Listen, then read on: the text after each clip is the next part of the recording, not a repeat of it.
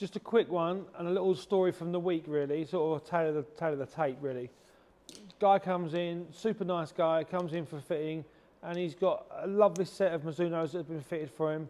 Loves them, hits them decent, but he's tried his friends with a different shaft in it, and he asked me why it feels so much better than his ones.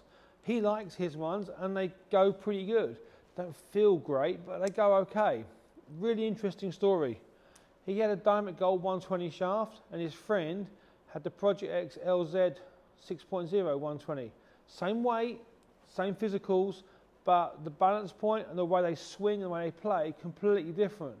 Now this guy's trying to stop himself getting underneath from the inside. And this is something which I'm really keen to get across to you guys watching, is that if you change the balance point where it feels head heavy, you're going to create a situation where you're probably going to get underneath and dump the angle. Now, if you're coming over the top, that might be a really good thing for you to do, right? That might actually help you get the club working down from the inside.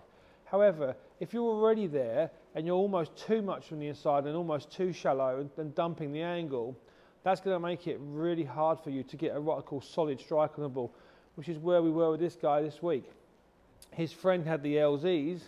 He put them in the Titleist. He tried them. Oh, these feel really good. Why are these better than mine?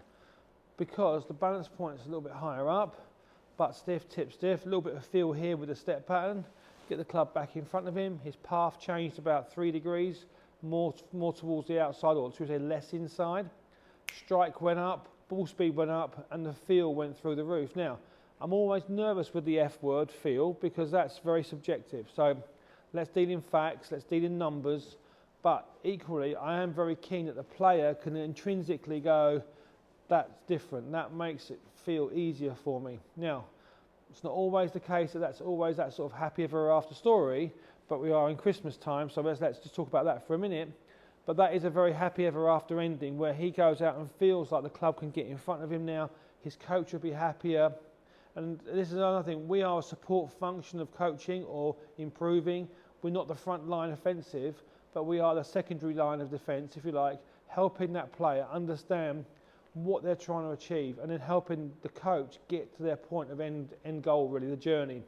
And if you get the club in the wrong spot because the weight's in the wrong place, it doesn't matter who's coaching you or what you're trying to work on or how many balls you hit, that's going to be so hard for you to do, you just can't get there.